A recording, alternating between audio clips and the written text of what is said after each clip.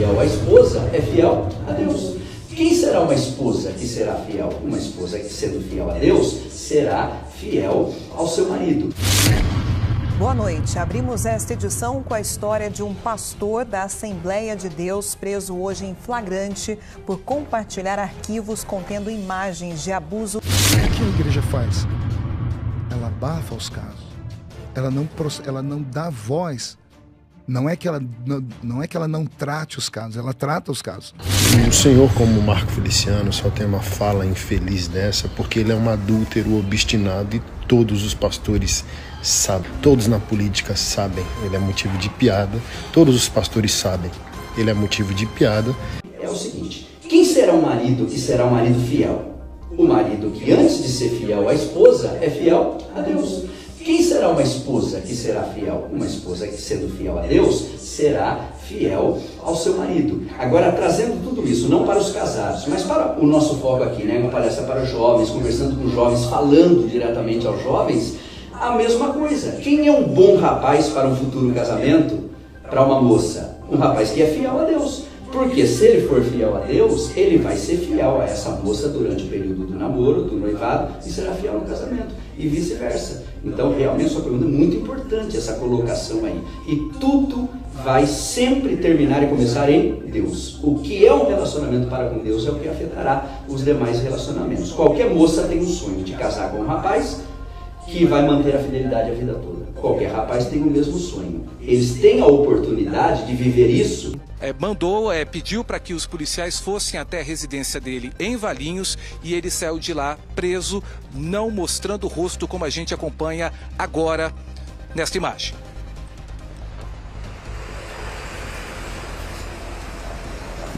Olha, a gente está acompanhando agora a saída dele.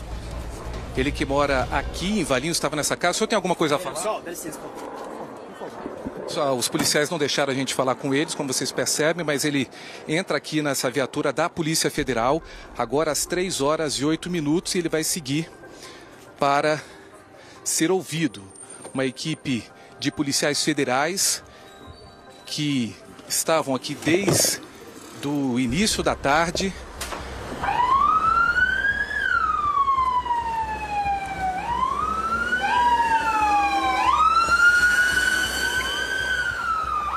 O que é um escândalo? É algo que aconteceu entre duas pessoas ou dentro de um ambiente e alguém foi culpado de pegar esse escândalo e propagá-lo. A Igreja Católica tem escândalos, ou não? Sim. Mas cadê os escândalos da Igreja Católica? Os escândalos deles são terríveis. O que a Igreja faz? Ela abafa os casos. Ela não dá voz. Não é que ela não trate os casos, ela trata os casos. Os padres sofrem represálias, são retalhados, eles são tirados de um lugar e enviados para outro. Só que eles não é antropófagos, eles não ficam comendo a carniça. Eles tratam aquilo, a igreja evangélica não. Existem sites gospel só chamado de fuxico, para você ter uma ideia, fuxico gospel. Ou seja, um lugar onde crentes, porque o dono é crente, para falar só das mazelas da igreja. Você entende? Nós somos o único grupo religioso que fazemos isso. Renomados, com igrejas gigantescas sendo presos. Sim. Então, isso daí também não pode ser silenciado, porque o que é crime deve ser tratado como crime, o que é pecado como pecado. Sim, mas isso quem tem que tratar? O senhor é pastor dele? Não. O perfeito, senhor é juiz dele? Perfeito, mas... Não, o juiz já não tomou a situação? Mas já? essa não é Agora, a questão. porque os crentes ficam falando 24 horas sobre isso, fazendo vídeos. Olha o que esse pastor fez. Veja o que está acontecendo. Primeiro que ele não é um pastor, ele é um falso pastor. Não fale isso. Não fale isso. A partir do momento Deixa eu te dar uma palavra como pastor agora. Perfeito.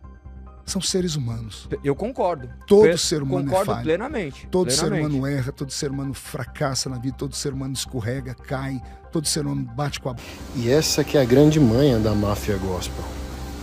Os pastores que negociaram sua própria santidade criam uma cultura na igreja de silenciamento. Eu já ouvi falas em live do Marco Feliciano que escândalo dos pequeninos, que Jesus diz, não é o feito dele como um adúltero obstinado.